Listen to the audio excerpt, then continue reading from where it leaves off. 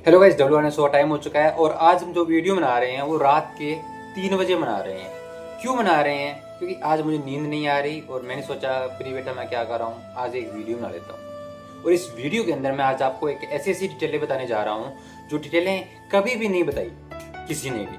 आज हमारा टॉपिक है, वो टॉपिक है कि हमारे देश के सेना के पास हथियार क्यों लेट हुई। हम आपको एक वीडियो भी दिखाएंगे।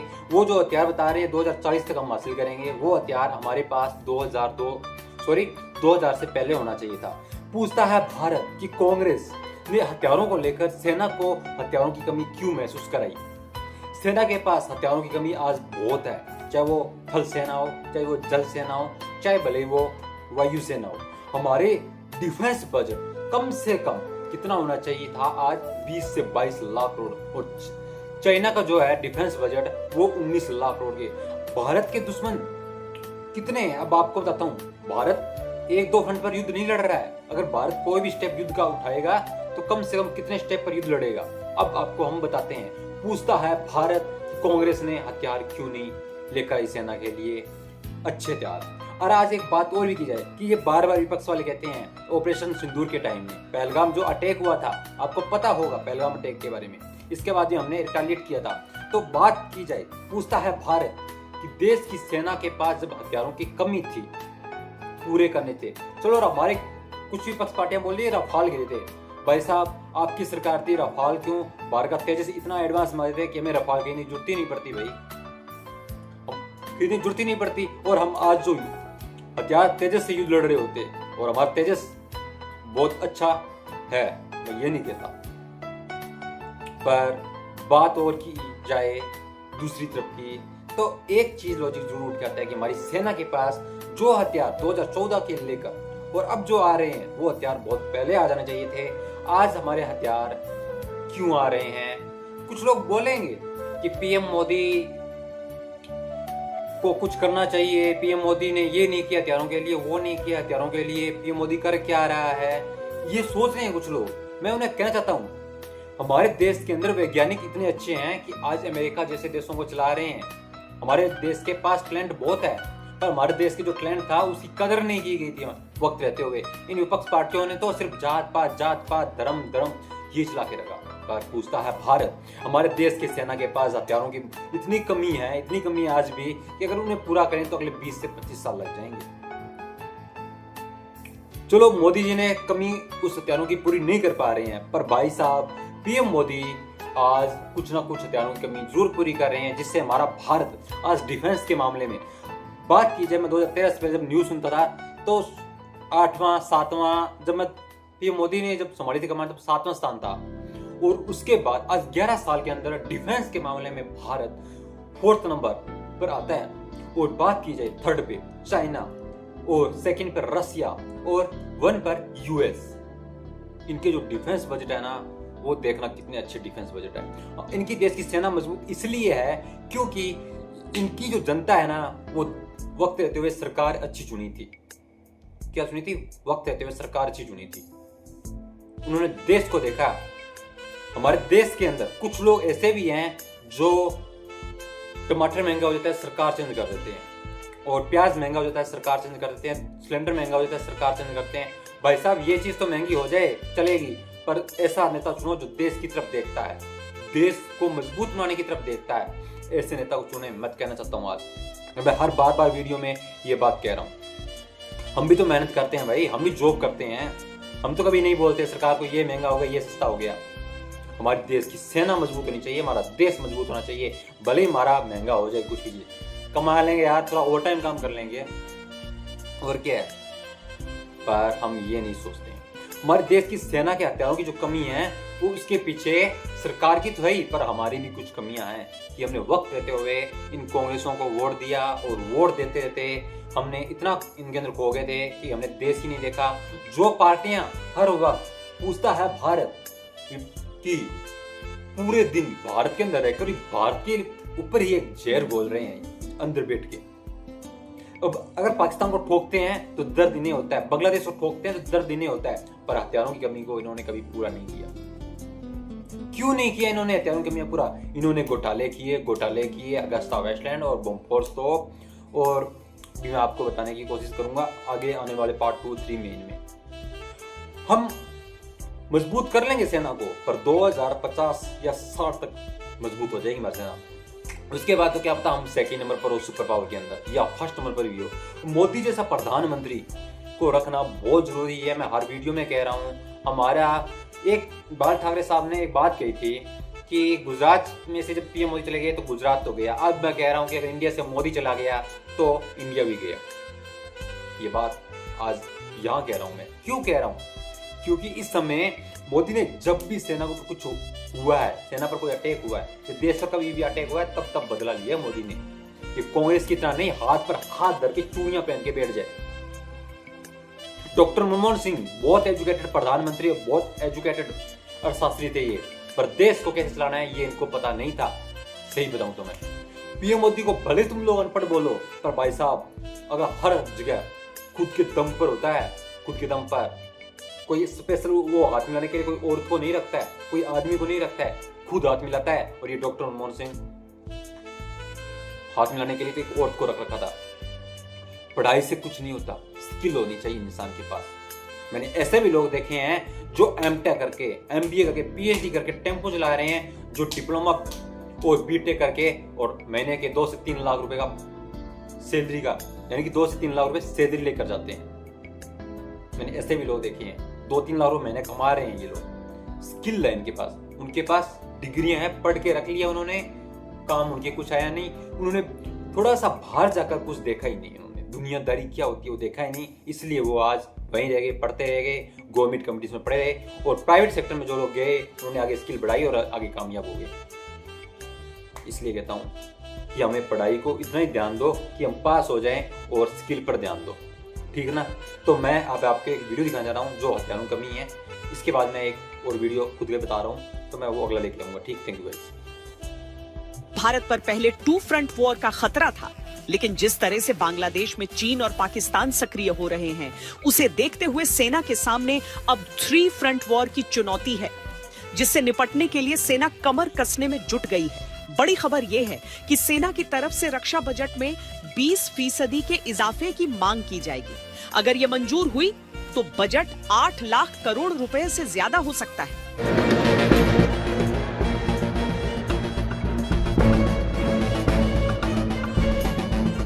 कुछ महीने पहले चीन के भविष्य के हथियारों पर दुनिया की पहली बार नजर गई, जिसमें से एक था वुल्फ रोबोट।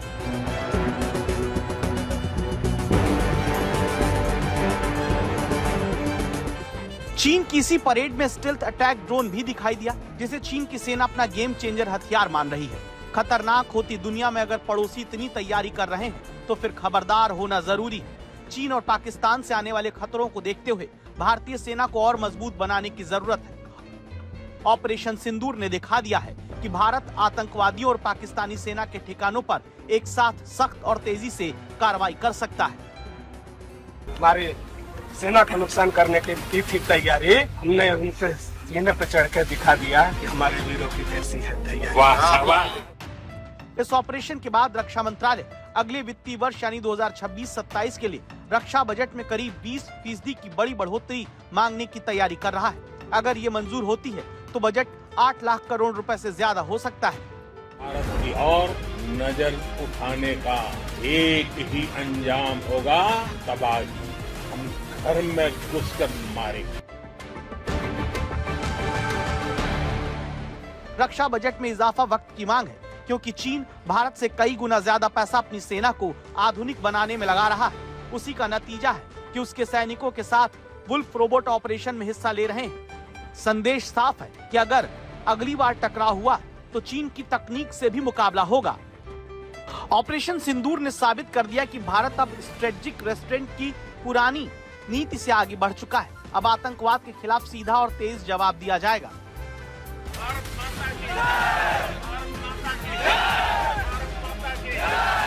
भारत माता की जय मैदान में भी गूंजती है और मिशन में भी। जब भारत के सैनिक मां भारती की जय बोलते हैं तो दुश्मन के कलेजे कांप जाते हैं। लेकिन इस ऑपरेशन में कई सबक भी मिले हैं। जैसे ड्रोन हमलों का खतरा कई गुना ज्यादा बढ़ गया है। एयर डिफेंस को मजबूत करने की जरूरत है। लंबी दूरी के हथियारों की कमी भी महसूस की गई। तीनों सेनाओं के तेजी से आधुनिकीकरण की जरूरत समझ में आई है। सरकार की तरफ से भी देश की सुरक्षा पुख्ता करने का मन साफ दिखाई देता है। मिशन सुदर्शन चक्र यानी देश के प्रमुख स्थानों की, देश के औद्योगिक और सार्वजनिक क्षेत्रों की सुरक्षा की ऐसी दीवार बनाना जिसे दुश्मन भेद न पाए, और अगर दुश्मन दुस्साहस दिखाए तो फिर हमारा सुदर्शन चक्र उसे तबाह कर दे। रक्षा बजट बढ़ने पर जिन हथियारों पर सेना खर्च कर सकती है उनमें नए ड्रोन और anti drone system, multi layer air defence system, लंबी दूरी की ब्रह्मोस मिसाइल्स, नए फाइटर जेट और हेलीकॉप्टर तोप शामिल हैं। इसके अलावा सड़कें, पुल भी तेजी से बनाए जाएंगे ताकि जरूरत पड़ने पर सेना तेजी से पहुंच सके। तीनों सेनाओं के जबरदस्त समन्वय ने ऑपरेशन सिंदूर में पाकिस्तान को इतनी जल्दी घुटने टेकने पर मजबूर कर दिया था। दुनिया की जनसंख्या में भारत का हिस्सा 17% है, जबकि वो रक्षा के लिए सिर्फ 3% ही अपने बजट का खर्च करता है। वहीं चीन इस मुकाबले में 12% अपने बजट का खर्च करता है। लेकिन अब ये तस्वीर बदलने जा रही है, क्योंकि सेना अगले 15 साल के लिए आधुनिकीकरण के प्लान पर काम कर रही है, जिसे technology vision and capability road map कहा जा रहा है, जो बताता है कि 2040 तक भारत की थल सेना, नौसेना और वायुसेना कैसे दिखेगी, किन हथियारों से लैस रहेगी।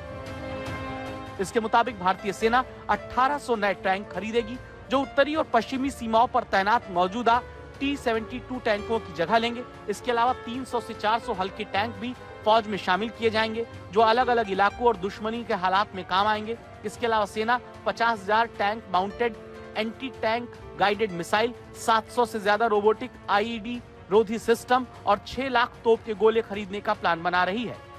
इसके अलावा ड्रोन और अनमैन्ड एरियल सिस्टम भी बड़ी तादाद में शामिल होंगे, जिससे जमीनी ऑपरेशन और भी तेज और सटीक बन सकेंगे। सेना चीन और पाकिस्तान को लेकर अपने मिशन को पूरा कर सकेगी।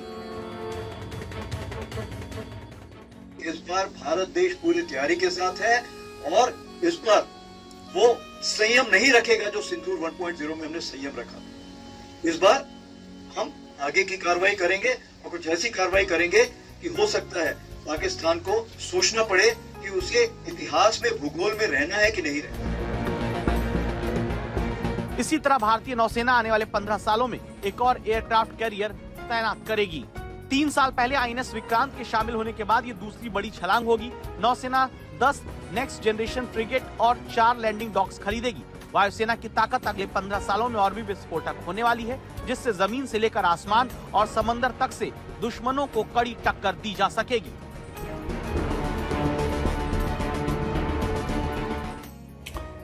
अब आपने ये वीडियो देखे होंगे कि इस वीडियो के अंदर कितने हथियारों की बताइए। हमारे पास एयरक्राफ्ट कैरियर की कमी है, वायुसेना को लेकर एयर को लेकर लड़ाकू विमान की कमी है, थल सेना को लेकर भी बहुत से हथियारों की कमी है, पर धीरे धीरे मोदी सरकार इनको पूरा कर रही है। मोदी सरकार का टारगेट है। अभी एक मैं बात बताऊं ना आपको, आप लोग कहोगे कि सर ये बात हमने सुनी है, पर मैं फिर भी बोल रहा हूँ आपको कि हमारी आज वायुसेना 3rd नंबर पर है। किसकी देन है? ये मोदी की देन है। जो पूछते हैं ना कि मोदी ने सेना के लिए कुछ नहीं किया, मैं उनको कह रहा हूँ कि जो कह रहे हैं ना कि सेना के लिए मोदी ने कुछ नहीं किया, भाई साहब आज 4th नंबर पर है और आने वाले समय में हम 3rd नंबर पर आने वाले हैं। सेना के मामले में आने वाले हैं। इसके पीछे वजह है कि मोदी जी ने देश को और देश की सेना को नंबर 1 रखा और डेवलपमेंट को भी नंबर 1 रखा। यही वजह है।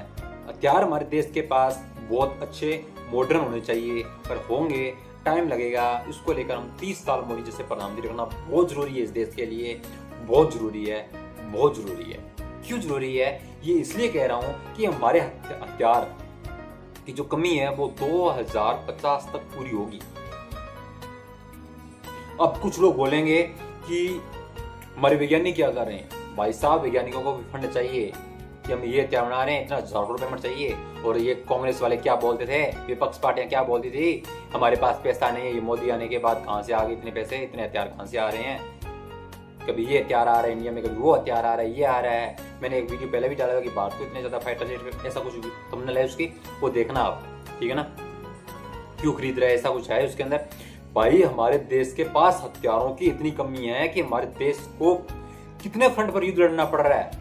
नंबर 1 मैं आपको बता रहा हूँ, चाइना, पाकिस्तान, बांग्लादेश, अजरबैजान, तुर्की, और भारत के अंदर बैठे कुछ कुत्ते, कुछ देशद्रोही लोग भारत के अंदर बैठे, उनसे भी लड़ना है। चाइना, पाकिस्तान, बांग्लादेश 3, अजरबैजान और तुर्की 5 और 6, लगभग भारत 6 से 7 फ्रंट पर युद्ध लड़ रहा है। एक युद्ध ऐसा भी लड़ रहा है जो युद्ध है हथियारों की कमी। पर मोदी आने के बाद में इन सब फ्रंट पर इलाज चल रहा है। कांग्रेस टाइम कर नहीं सकता क्या? कांग्रेस टाइम कर सकता था, कांग्रेस टाइम ने नहीं किया। उन्होंने कभी ना पीएम समझा और ना कभी एएम समझा कि दोनों का मतलब क्या होता है। ये मतलब नहीं था उनके पास, तो उन्होंने हथियारों पर ध्यान नहीं दिया। उन्होंने सिर्फ वही किया जो नहीं करना चाहिए था, देश की जनता को पसंद नहीं। मैं देश की उस जनता को फिर कह रहा हूं, ये आने वाला प्रधानमंत्री क्यों बार बार आपको बोल रहा है कि बीजेपी एनडीए सरकार को वोट दो, क्योंकि इसे दिख रहा है खतरा है। और आप बांग्लादेश के अंदर भी देख लो, ये खतरा है। बांग्लादेश में अब क्या हो रहा है, अब देख लेना क्या हो रहा है। भारत क्यों स्टेप नहीं ले रहा है, बांग्लादेश को क्यों नहीं ठोक रहा है? भारत एक गलती की तो भारत अगले 2 से 3 साल युद्ध में लंबा चल जाएगा। भारत चाहता है कि 20 साल कैसे ना कैसे करके 20-30 साल युद्ध में ना झोंक के हम अपने हथियारों को ऊपर ज्यादा से ज्यादा खरीद बढ़ाएं। और भारत 8 लाख करोड़ तक का बजट लेकर जाएगा या इससे ऊपर लेकर जाने की सोच रहा है इस बार, जो बजट स्तर आएगा इसके अंदर। इसलिए भारत अपने बजट को हर दिन बढ़ा रहा है। अभी जैसे ऑपरेशन सिंदूर खत्म हुआ तब लोगों ने कहा था कि मोदी झुक गया। भाई वो झुका नहीं है, वो युद्ध नहीं चाहता, क्योंकि उसको पता है कि युद्ध अगले 20-30 साल अगर नहीं लड़ेंगे तो बाद में चाइना भी आएगा, तो उसको भी सबक सिखा देंगे हम। चाइना आ जाए, चाहे भले अजरबैजान आ जाए, चाहे पाकिस्तान आ जाए, चाहे बांग्लादेश आ जाए, अंदर के बैठे गद्दार आ जाए। और धीरे धीरे अंदर के बैठे गद्दारों का तो सफाया हो रहा है, अच्छे से हो रहा है सफाया। ऐसा यार को गलत मत मानो। मैं देश की 140 करोड़ जनता को कहना चाहता हूँ, ये आपके हक के लिए हो रही है। आपको अपना हक मिल नहीं रहा है और ये लोग आपके हक, आपको तो अपने हक टाइम पर नहीं मिल रहा है और ये लोग आपके हक को छीन कर खा रहे हैं। भाई साहब आपके हक को छीन कर खा रहे हैं। ये अवैध रोंगिया आए हुए हैं, रोगी आए हुए हैं, कीटाणु आए हुए हैं ये लोग। ये इनके अंदर भी एक आतंकवादी है और यही है जो आधा फ्रंट पर युद्ध भारत लड़ रहा है अंदर, और इनके सपोर्ट करने ये विपक्ष पार्टियां। मैं देश के सर्वस्व जनता से कहना चाहता हूँ, प्यारी मेरी भाइयों और बहनों, प्यारे मेरे भाइयों और बहनों, मेरे माता पिताओं, वोट बीजेपी को दे दो। हाथ जोड़ के ये आने वाला प्रधानमंत्री कह रहा है। क्यों कह रहा है? क्योंकि इसे पता है कि देश में अगले 30 साल में कैसे कैसे और कुछ होने वाला है। अभी तो भारत को नेपाल जैसा बनाने की सोच रही है विपक्ष पार्टियां, अभी बांग्लादेश बनाने की सोच रही है, पाकिस्तान बनाने की सोच रही है। तो अभी तो हम क्या और बनना है तो ये देख लेना। और मैं जैसे एक बात और कह रहा हूँ कि पीएम मोदी ने नोटबंदी की थी, वो धुरंधर मूवी देख लेना। आपने पीएम मोदी को गए तो अपने हजारों दे देते हो, फिर 500 रुपए की एक या दो दिन की मेहनत करके और आप मूवी देख लो, बाद में चल जाएगा नोटबंदी क्यों की थी। पाकिस्तान कंगाल हुआ था, नोटबंदी के बाद ही हुआ था। पाकिस्तान कंगाल करने के लिए नोटबंदी की गई थी। बाद में आप मूवी देखना, उस मूवी से पता चल जाएगा। बहुत सी बाद में आप लोग ये भी बोल दोगे कि या प्रधानमंत्री आने वाला जो है ना वो सही बोल रहे हैं कि वोट बीजेपी को एनडीए को दो, कांग्रेस को मत दो। ये कांग्रेस पार्टी जब हम आतंकवादी ठोकते हैं, देशद्रोही लोगों को ठोकते हैं, तब ये कांग्रेस उल्टी साइड लेती है। तो मैं कहना ही चाहता हूँ विपक्ष पार्टी हालांकि मेरे पास कोई इसका कोई अभी तक रीजन नहीं है, कोई सबूत नहीं है, तो मैं फिर भी कह रहा हूँ दर्द अगर इनको हो रहा है तो कुछ ना कुछ तो इनका लिंक जुड़ा हुआ है। तो मुझे जाने की इजाजत दीजिए, मैं पार्ट 2 लेके आऊँगा इसको लेकर जल्दी वीडियो, तब आपसे हम बात करेंगे और हमारी मुलाकात होती है आगे कुछ टाइम बाद फिर से। और ये वीडियो मैं रात को 3 बजे के आसपास शूट कर रहा हूँ, तो मेरे को प्यार, सब्सक्राइब, लाइक, शेयर, कमेंट सब कुछ दो। और बात और कह रहा हूँ मैं जैसे कि ये चैनल आपका है, like, share, comment, subscribe full करो। अपने व्हाट्सएप, इंस्टाग्राम ग्रुपों में आगे सागे भेज चलो। देश के 40 करोड़ तक ये चैनल पहुंच जाना चाहिए। हमारा चैनल का मकसद है हम आने वाले समय में सारी एक चीज़ की डिटेल देंगे हम आपको। हमारा चैनल एडिटिंग को लेकर हम सारा काम कंप्लीट हो चुका है इसके लिए। तो हमारा अब जो वीडियो आएंगे 40-50 वीडियो और आएंगे, जो अभी काम हमने टीम ने ऑन कर रखा है वो वीडियो सारे तैयार हो चुके हैं, वो वीडियो आएंगे। उसके बाद आपको प्रूफ के साथ वीडियो आएंगे। या हम जी जो बोल रहे हैं वो प्रूफ के साथ बोल रहे हैं, आज भी जो बोल रहे हैं वो प्रूफ के साथ बोल रहे हैं। और ये बात आप खुद देख रहे हो, हमें जरूरत नहीं है प्रूफ देने की वीडियो जरिए, ये बात आप खुद देख रहे हो कि हाँ ये थी हमारी चीज़ देश के अंदर एक कमी जो पूरी की है मोदी जी ने हथियारों को ला ला करके। ऐसा ही और मोदी धीरे एजुकेटेड हो सॉरी अब ये मोदी हमेशा ही खुलकर काम करेंगे। उनको पता चल गया कि हमारी जो 2024 की हार है ना वो ट्रेनिंग की जैसी हुई है, ठीक है ना। तो बांग्लादेश से युद्ध भगवान से दुआ करो कि अभी 20-25 सालों में फिर तो हम चाइना को, अजरबैजान को सबको देखेंगे। ठीक, थैंक यू भाई, जाने की मुझे इजाज़त दीजिए।